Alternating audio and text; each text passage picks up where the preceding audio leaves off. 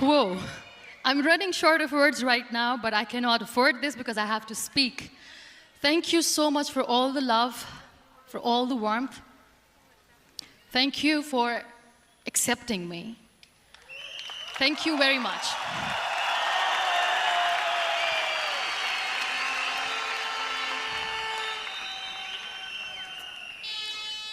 Well, I always start my talk with a disclaimer.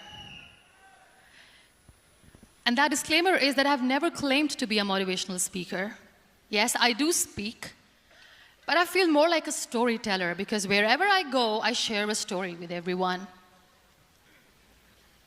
Well, it is a story of a woman whose perfectly imperfect life made her who and what she is today. It's the story of a woman who, in pursuit of her dreams and aspirations, made other people realize that if you think that your life is hard and you're giving up on that because you think your life is unfair, think again. Because when you think that way, you are being unfair to your own self. It's the story of a woman who made people realize that sometimes problems are not too big. We are too small because we cannot handle them.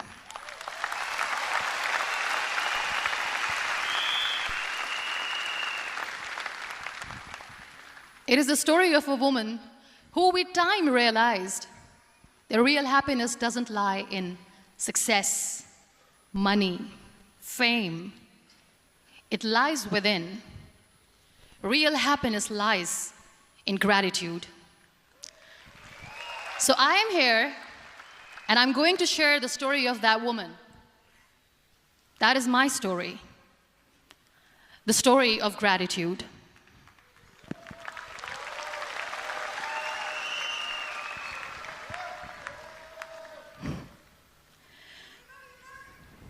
I love you too. I love you all. I believe in the power of words. Many people speak before they think. But I know the value of words. The words can make you, break you, they can heal your soul, they can damage you forever. So I always try to use the positive words in my life wherever I go. They call it adversity, I call it opportunity. They call it weakness, I call it strength. They call me disabled, I call myself differently abled. They see my disability. They see my disability, I see my ability. There are some incidents that happen in your life, and those incidents are so strong that they change your DNA. Those incidents or accidents are so strong that they break you physically. They deform your body, but they transform your soul.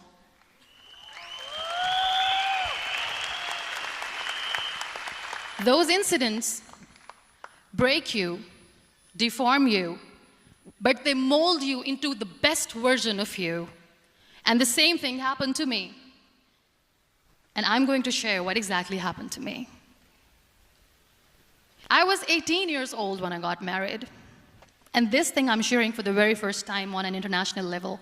I was 18 years old when I got married. I belonged to a very conservative family, a Baloch family, where good daughters never say no to their parents. My father wanted me to get married. And all I said was, if that makes you happy, I'll say yes. And of course, it was never a happy marriage. Just about after 2 years of getting married, about 9 years ago, I met a car accident. Somehow my husband fell asleep and the car fell in the ditch. He managed to jump out, saved himself. I'm happy for him. But I stayed inside the car, and I sustained a lot of injuries. The list is a bit long. Don't get scared. I'm perfectly fine now. Radius ulna of my right arm were fractured. The wrist was fractured. Shoulder bone and collarbone were fractured. My whole rib cage got fractured. And because of the rib cage injury, lungs and liver were badly injured. I couldn't breathe. I lost urinary bowel control. That's why I have to wear the bag wherever I go. But that injury that changed me and my life completely as a person and my perception towards living my life was the spine injury. 3 vertebrae of my backbone were completely crushed, and I got paralyzed for the rest of my life. So this accident took place in a far-flung area in the outskirts of a very small province, Balochistan, where there was no first aid, no hospital, no ambulance. I was in the middle of nowhere in that toppled car. Many people came to rescue. They gave me CPR. They dragged me out of the car. And while they were dragging me out, I got the complete transection of my spinal cord. And now there was this debate going on. Should we keep it here? She's going to die. Where should we go? There is no ambulance. There was this 4-wheeler Jeep standing in the corner of the street. They said, put her in the back of the Jeep and take her to the hospital, which is 3 hours away from this place. And I still remember that bumpy ride. I was all broken. They threw me at the back of the Jeep and they rushed me to the hospital. That is where I realized that my half body was fractured and half was paralyzed. I finally ended up in a hospital where I stayed for 2.5 months. I underwent multiple surgeries. Doctors have put a lot of titanium in my arm. There's a lot of titanium at my back to fix my back. That's why people in Pakistan call me the Iron Lady of Pakistan.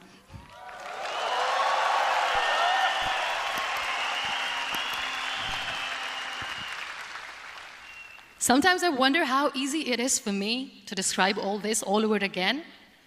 And somebody has rightly said that when you share your story and it doesn't make you cry, that means you have healed.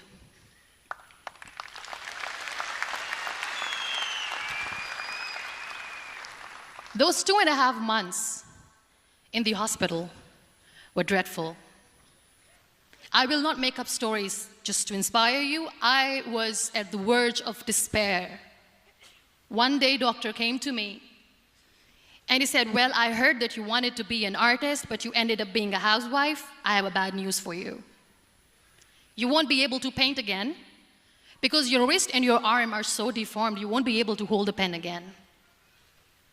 And I stayed quiet. Next day, doctor came to me and said, your spine injury is so bad, you won't be able to walk again. I took a deep breath and I said, it's all right. The very next day, doctor came to me and said, because of your spine injury and the fixation that you have in your back, you won't be able to give birth to a child again. That day, I was devastated. I still remember, I asked my mother, why me? And that is where I started to question my existence. Why am I even alive? What's the point of living? I cannot walk, I cannot paint, fine, I cannot be a mother. And we have this thing in our heads, being women, that we are incomplete without having children. I am going to be an incomplete woman for the rest of my life. What's the point? People are scared. They think I will get divorced. What is going to happen to me? Why me? Why am I alive? We all try to chase this tunnel. We all do this because we see light in the end of the tunnel, which keeps us going.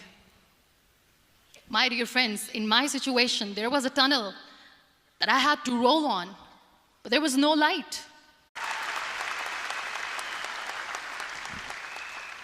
My biggest fear, number 2, was I won't be able to be a mother again.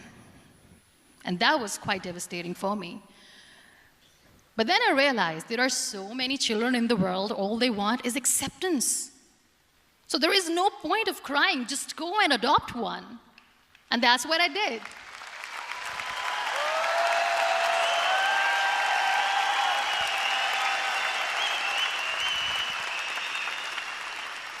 I gave my name in different organizations, different orphanages. I didn't mention that I'm on a wheelchair, dying to have a child.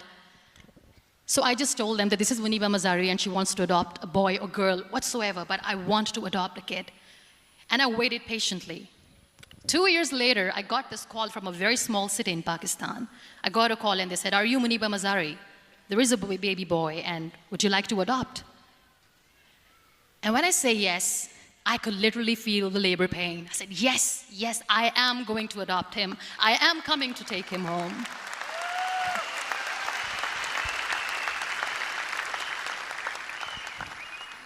And when I reached there, the man was sitting and he was looking at me from head to toe. And in back of my head, I kept thinking that, oh my God, he is going to say she's on the wheelchair, she doesn't deserve it. How is she going to take care of him? And I looked at him and I said, "Do not judge me because I'm on the wheelchair." But you know what he said? He said, "I know you will be the best mother of this child. You both are lucky to have each other."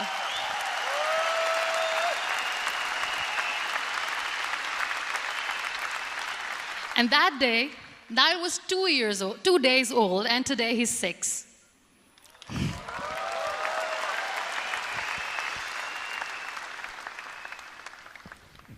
You'll be surprised to know another bigger fear that I had in me.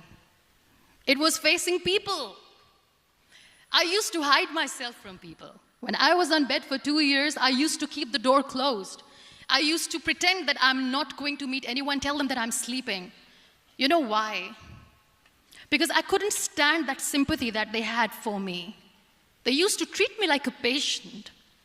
When I used to smile, they used to look at me and say that, "You're smiling, are you okay?" I was tired of this question being asked, "Are you sick?" Well, a lady yesterday at the airport asked me, "Are you sick?" And I said, "Well, besides the spinal cord injury, I'm fine, I guess."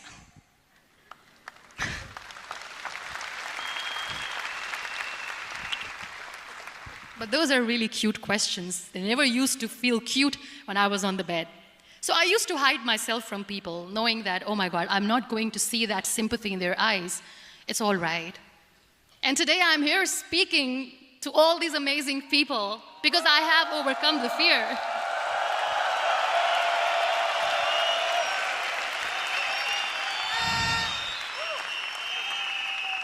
You know, when you end up being on the wheelchair, what's the most painful thing?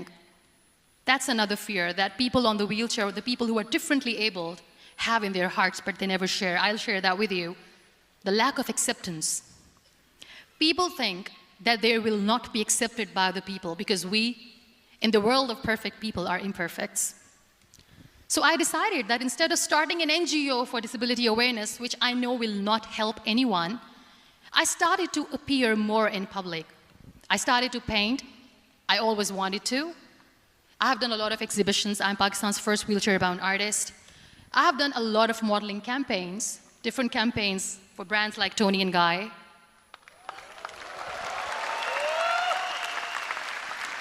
I have done some really funny, breaking the barriers kind of modeling. There was this one by the name Clown Town where I became a clown because I know that clowns have hearts too. And then I also decided that if I really want to make the difference, I am not going to let people use me for their polio campaigns where they will make you a victim and an emblem of misery and mercy and will say that, you know what, give polio drops to your children or they'll become like this girl. I decided that I'm going to join the national TV of Pakistan as an anchor person, and I've been doing a lot of shows for the last 3 years.